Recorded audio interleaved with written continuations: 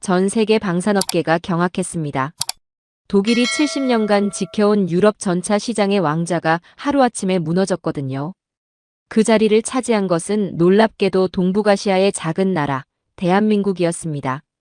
폴란드 바르샤바에서 벌어진 이 믿기 힘든 역전 드라마의 주인공은 한 명의 평범한 한국인 영업사원이었어요. 그가 어떻게 전 세계 2위 방산업체 독일을 제치고 8조 8천억 원이라는 천문학적 계약을 따냈을까요? 더 놀라운 것은 이것이 단순한 수출이 아니었다는 점입니다. 폴란드가 자국의 자존심이라고 부르는 국영기업 PGG와 함께 동유럽 전체를 한국 방산의 무대로 만드는 대반전이었거든요. 한국 전차가 유럽 땅에서 독일제를 압도하는 성능을 보여준 순간 70년 방산 역사가 바뀌었습니다. 과연 어떤 비밀 무기가 있었을까요? 어떤 전략으로 불가능해 보이던 계약을 성사시켰을까요? 지금부터 여러분께 들려드릴 이야기는 대한민국이 세계 4위 방산 수출국으로 우뚝 선 그 놀라운 순간의 생생한 기록이에요. 영상이 궁금하시다면 구독과 좋아요, 그리고 알림 설정까지 눌러주세요. 대한민국의 자랑스러운 이야기를 더 많은 분들과 함께 나누고 싶습니다. 저는 이준혁입니다. 현대로템 해외 영업본부에서 근무하고 있어요. 오늘 여러분께 들려드릴 이야기는 제가 직접 겪은 일로 대한민국 방산 수출 역사상 가장 큰 계약 중 하나가 성사되기까지의 험난한 과정입니다. 2024년 7월 어느 무더운 날, 저는 바르샤바 힐튼 호텔 42층 스위트룸에 머물고 있었습니다. 창밖으로 보이는 폴란드 국방부 건물을 바라보며 핸드폰을 꽉 쥐고 있었어요. 그때 본사에서 걸려온 전화 한 통이 제 인생을 바꿔놓았습니다. 뭐라고요? PGG가 계약을 파기한다고 하나요? 청천벽력 같은 소식이었어요. 18개월간 공들여온 8조 원 규모의 K 전차 수출 프로젝트가 하루아침에 무너질 위기에 처한 거였습니다. 폴란드 국영기업 PGG는 한국 측의 기술 이전 조건을 거부하며 독자 생산을 고집하고 있었거든요. 이게 말이 됩니까? 그들이 가진 건 1980년대 수준의 조립 라인뿐인데 말이에요. 저는 급히 노트북을 열어 PGG 공장 실사 보고서를 다시 훑어봤습니다. 낡은 용접 장비, 정밀도가 떨어지는 가공기계, 그리고 첨단 전자전 시스템은 아예 제조 경험조차 없는 상황이었어요. 그런데도 그들은 KPL 820대를 모두 자체 생산하겠다고 나선 것입니다. 호텔 로비에서 기다리던 폴란드 국방부 차관의 전화가 울렸습니다. 미스터리, 우리는 당신과 만나야 합니다. 지금 당장 말이에요. 목소리에서 차가운 기운이 느껴졌어요. 18개월의 노력이 물거품이 될 수도 있다는 불길한 예감이 들었습니다. 하지만 저는 포기할 수 없었어요. 이 계약이 성사되면 대한민국 방산 수출 역사상 최대 규모가 될 테니까요. 바르샤바의 차가운 바람이 호텔 창문을 흔들었습니다. 저는 정장을 다시 입고 폴란드 국방부로 향했어요. 그곳에서 저를 기다리고 있는 것은 예상보다 훨씬 험난한 협상의 시작이었습니다. 폴란드 국방부 회의실은 냉랭했습니다. 차관 코발스키는 저를 마주보며 차가운 어조로 PGG는 폴란드의 자존심이라고 강조했어요. 그들이 할 수 없다는 우리 측 평가는 모독으로 받아들인다고 하더군요. 저는 차분히 태블릿을 꺼내 화면을 돌렸습니다. K 전차의 화력 통제 시스템 회로도를 보여주며 설명했어요. 7나노 공정으로 제작된 프로세서가 핵심인데 현재 이 기술을 보유한 업체는 전 세계에 3곳뿐이라고 말했습니다. PGG가 이를 제조할 수 있는지 물었죠. 코발스키 차관의 목소리가 높아졌어요. 그래서 기술 이전을 요구하는 것 아니냐고 반박했습니다. 회의실 안에 다른 참석자들도 긴장한 표정을 지었어요. 저는 단호하게 불가능하다고 답했습니다. 이 기술은 우리나라의 핵심 기밀이자 동맹국인 미국과의 약속이 걸린 사안이라고 설명했어요. 아무리 폴란드가 중요한 파트너라고 해도 넘을 수 없는 선이 있다고 덧붙였습니다. 회의실에 무거운 침묵이 흘렀어요. 코발스키는 서류를 넘기며 천천히 입을 열었습니다. 그렇다면 다른 방안을 모색해야겠다고 하더군요. 독일의 레오파드나 미국의 에이브람스를 검토하겠다고 말했어요. 그 순간 제 등에 식은땀이 흘렀습니다. 18개월의 노력이 한순간에 물거품이 될 수도 있는 순간이었거든요. 하지만 저는 포기할 수 없었어요. 급히 레오파드의 우크라이나 전장 성과를 언급했습니다. 대당 4억 7천만 원인 독일 전차가 진흙탕에서 속수무책으로 당하는 모습을 봤는지 물었어요. 실제로 우크라이나 전선에서 레오파드 EA6의 격파율은 37%에 달했다고 설명했습니다. 코발스키는 그래도 독일이 기술 이전에 더 개방적이라고 맞받았어요. 저는 개방적이라고 해도 핵심 기술은 여전히 독일이 쥐고 있을 것이라고 반박했습니다. 진정한 자주국방은 완전한 기술 종속에서 벗어나는 것이라고 강조했어요. 코발스키의 표정이 미묘하게 변했습니다. 잠시 생각에 잠긴 후 저에게 물었어요. PGG가 만족할 만한 대안이 있는지 말이에요. 바로 그때였습니다. 제게 한 가지 아이디어가 떠올랐어요. 위험한 제안이었지만 이것만이 유일한 돌파구일 것 같았거든요. 내일 다시 만나서 완전히 새로운 접근 방식을 제안하고 싶다고 말했습니다. 코발스키는 의외로 흥미로워하는 표정을 지었어요. 그는 내일 오전 10시에 다시 만나자고 했습니다. 회의실을 나서며 저는 마지막 카드를 준비해야겠다고 다짐했어요. 서울 현대로템 본사에서 긴급 화상회의가 열렸습니다. 사업부장의 얼굴은 어두웠어요. 솔직히 말해서 이 프로젝트를 살릴 방법이 있는지 물었습니다. 저는 시간을 좀 더 달라고 요청했어요. 폴란드 정부 내부에서도 의견이 갈리고 있다고 설명했습니다. PGG의 강경한 입장과 달리 군부에서는 실용적인 접근을 원하고 있다고 덧붙였어요. 사업부장은 고개를 저었습니다. 시간이 문제가 아니라고 하더군요. 독일 쪽에서 벌써 움직이기 시작했다고 했어요. 레오파드 EA8을 특가로 제안한다는 소문도 들린다고 말했습니다. 저는 자료를 정리하며 반박했습니다. 레오파드는 대당 4억 7천만 원이라고 했어요. 우리 KE는 2억 원이라고 강조했습니다. 게다가 우크라이나 전장에서 레오파드의 참담한 결과를 받지 않느냐고 물었어요. 그래도 PGG가 고집을 꺾지 않으면 소용없다는 답이 돌아왔습니다. 다른 방안을 생각해보라고 하더군요. 사업부장은 이미 포기하는 분위기였어요. 회의가 끝나고 저는 혼자 남아 폴란드 지도를 바라봤습니다. 러시아 국경에서 불과 300km 떨어진 이 나라가 왜 그토록 자주 생산에 목매는지 이해할 수 있었어요. 하지만 이해와 해결책은 별개였습니다. 그날 밤 호텔에서 저는 PGG에 대한 자료를 다시 검토했어요. 폴란드 국영 방산그룹은 확실히 자존심이 강했습니다. 공산주의 시절부터 이어져 온 중공업 전통에 대한 자부심이 대단했어요. 하지만 현실은 냉혹했습니다. 제가 직접 방문했던 PGG 공장의 모습이 떠올랐어요. 1980년대 수준의 조립 라인, 정밀도가 떨어지는 가공 기계들, 그리고 무엇보다 첨단 전자전 시스템에 대한 이해 부족이 심각했습니다. KE 전차의 핵심인 화력 통제 시스템을 제대로 이해하는 엔지니어조차 부족한 상황이었어요. 하지만 저는 포기할 수 없었습니다. 이 계약이 성사되면 대한민국 방산 수출 역사상 최대 규모가 될 테니까요. 8조 8천억 원이라는 천문학적 금액이었습니다.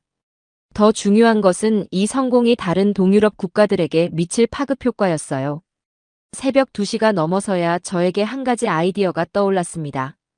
PGG의 자존심을 살려주면서도 기술적 안정성을 확보할 수 있는 방법 말이에요.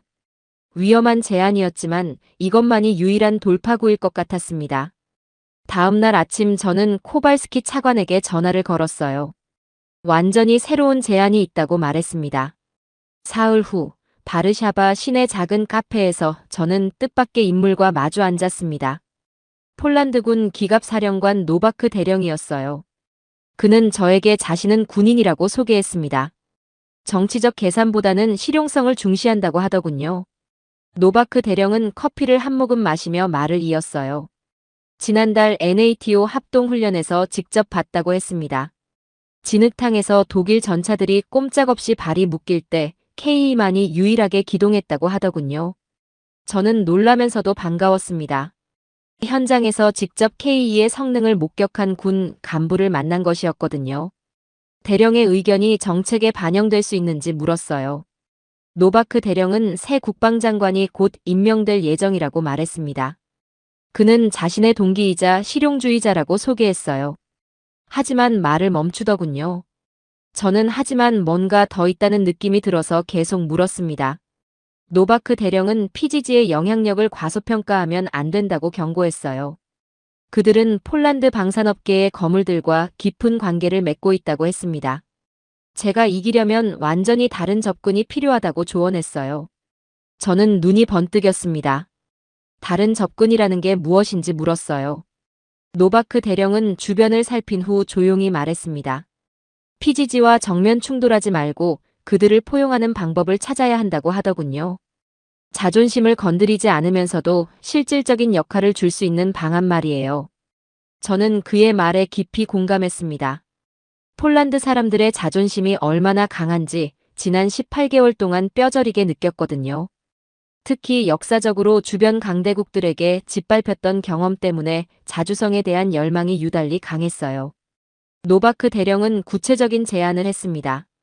PGG가 단순한 하청업체가 아니라 파트너로 인정받을 수 있는 구조를 만들어야 한다고 했어요. 그들이 동유럽 전체의 KE 허브 역할을 할 수 있도록 해주는 방안을 검토해보라고 조언했습니다. 이 말을 듣고 저에게 번뜩이는 아이디어가 떠올랐어요. PGG를 단순한 조립업체가 아니라 동유럽 지역의 전략적 파트너로 포지셔닝하는 것이었습니다. 슬로바키아, 루마니아 등 주변국 수출의 거점으로 만드는 방안 말이에요. 노바크 대령과의 만남을 마치고 호텔로 돌아가는 길에 저는 흥분을 감출 수 없었습니다. 드디어 돌파구를 찾은 것 같았거든요. 이제 이 아이디어를 구체적인 제안으로 발전시켜야 했어요. 일주일 후 폴란드 국방부에서 저는 새로 임명된 국방장관 토마시 앞에 서 있었습니다. 그는 노바크 대령의 동기답게 실무적인 분위기를 풍겼어요. 저는 전혀 예상치 못한 제안을 꺼냈습니다. 장관님, 저희는 PGG와의 협력을 포기하지 않겠다고 말했어요. 토마시 장관이 놀란 표정을 지었습니다. 뭔가 착각한 것 같다고 하더군요. PGG는 우리들의 제안을 거부했다고 말했어요. 저는 아니라고 답했습니다. 저희가 새로운 방식을 제안하고자 한다고 설명했어요. 그리고 프레젠테이션을 시작했습니다. 첫째 계약 180대는 한국에서 완제품으로 납품한다고 말했어요. 이는 기존 계획과 동일했습니다. 하지만 둘째 계약부터가 달랐어요. 117대의 KEGF를 추가로 공급한다고 했습니다. 이는 기존 KE와 동일한 사양이지만 추가 지원 장비가 포함된 버전이라고 설명했어요. 토마시 장관이 관심을 보이기 시작했습니다. 그리고 셋째로 63대의 KEPL을 PGG에서 조립 생산한다고 제안했어요.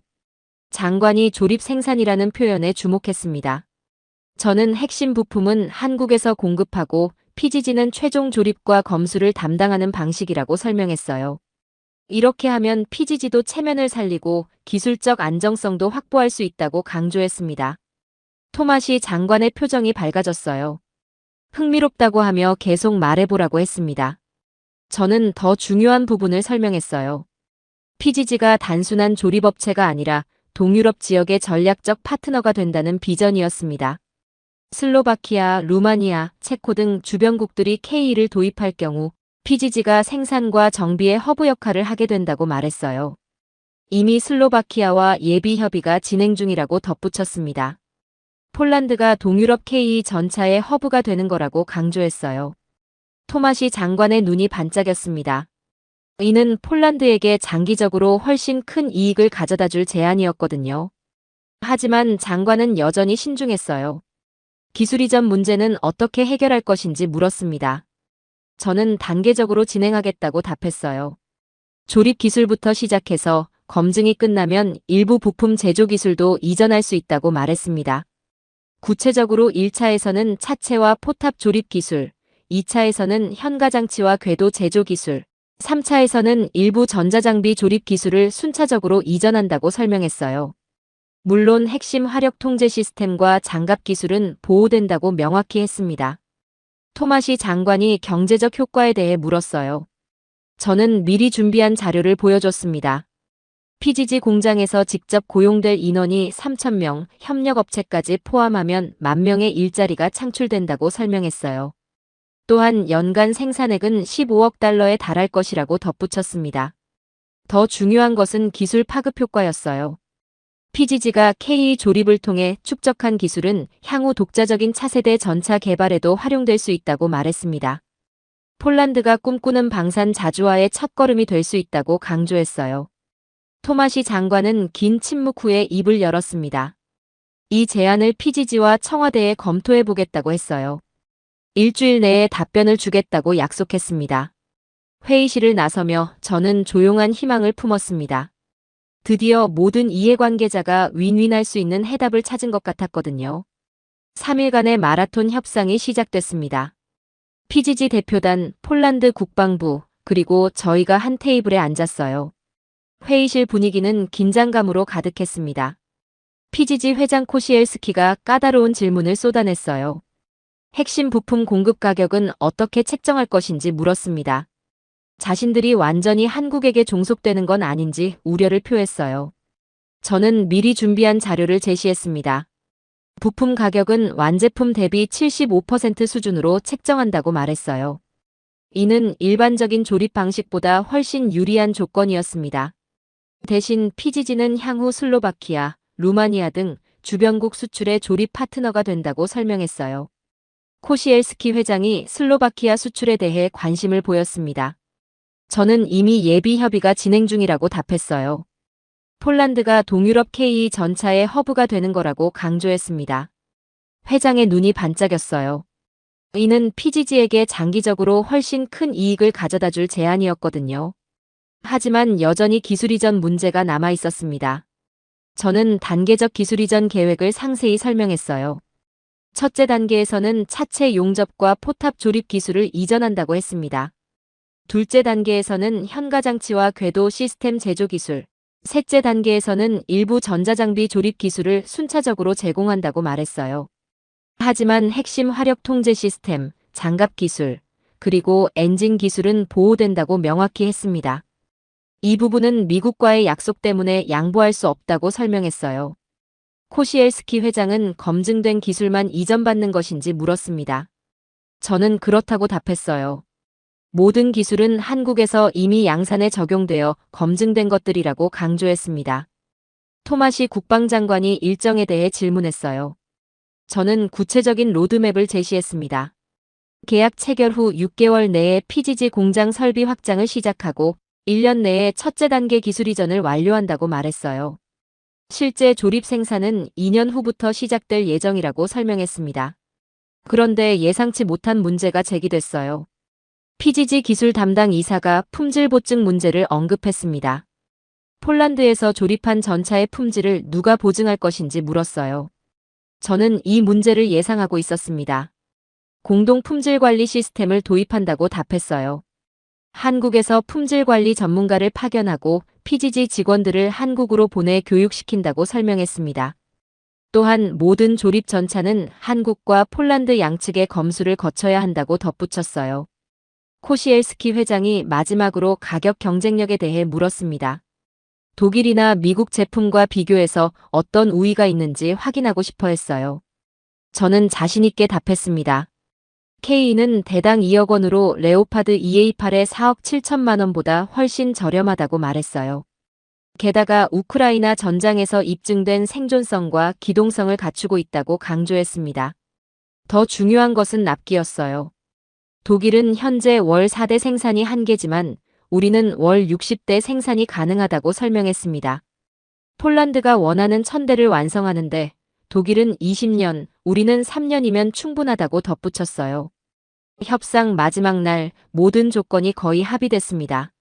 하지만 마지막 순간에 또 다른 변수가 등장했어요.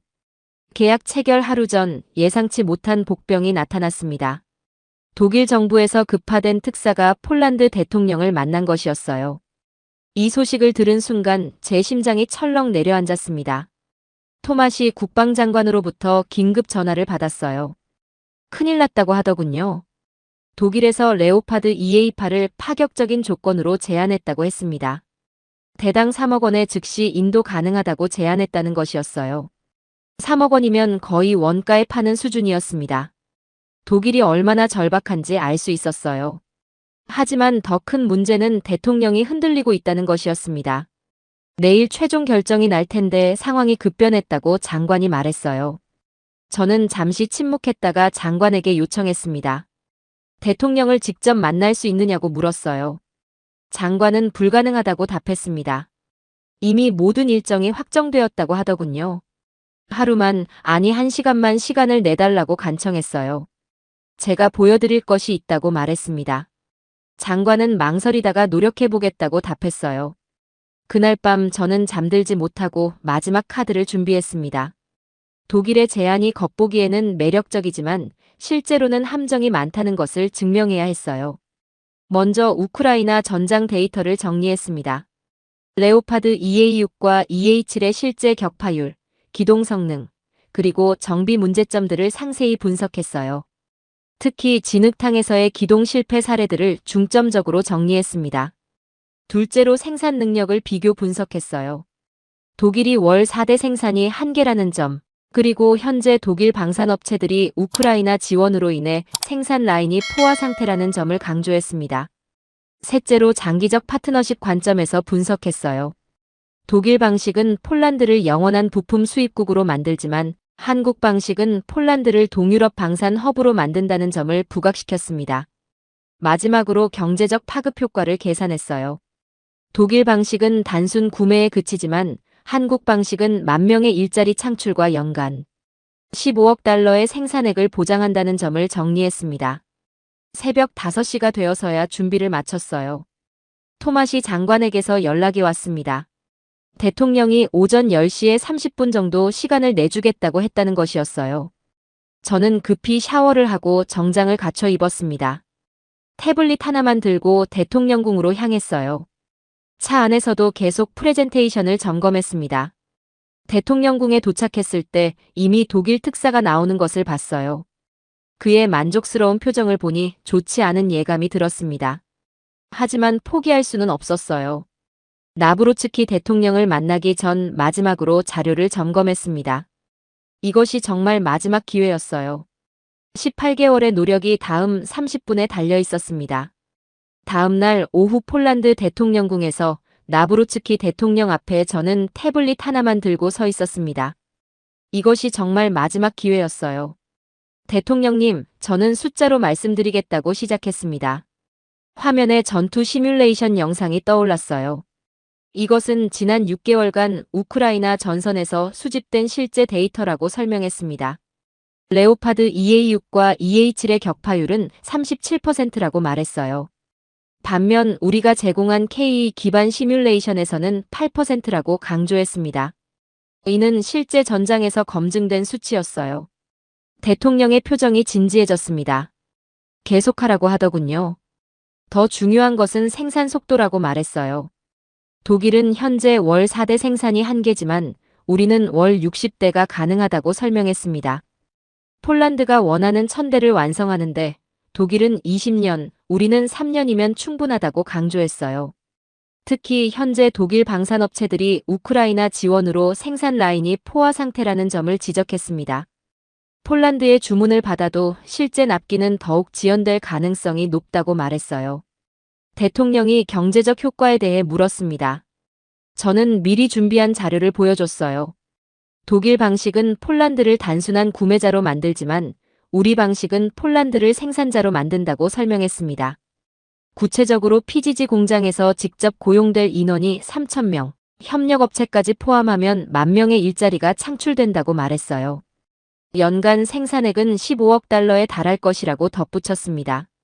더 중요한 것은 기술 파급 효과였어요.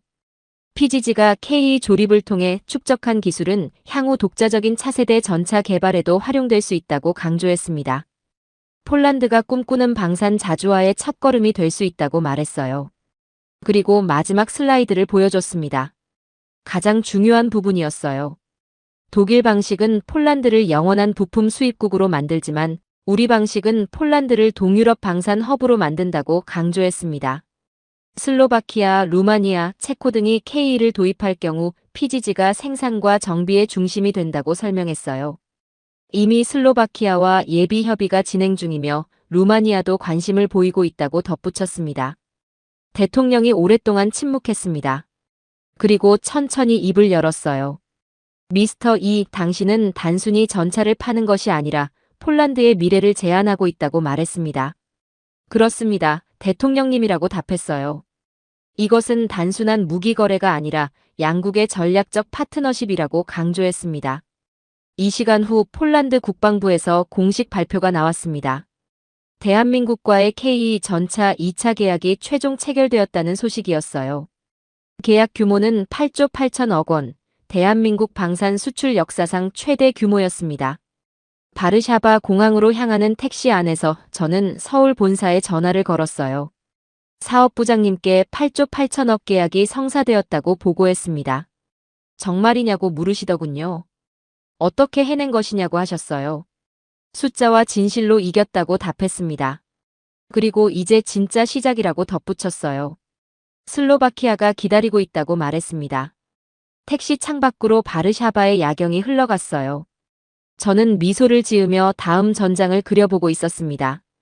동유럽이 한국 방산의 새로운 무대가 될 것이라는 확신이 들었어요. 이렇게 해서 대한민국은 또 하나의 불가능을 가능으로 만들었습니다. 8조 8천억 원 규모의 폴란드 K 전차 수출 계약. 이것은 단순한 무기 판매가 아니었어요.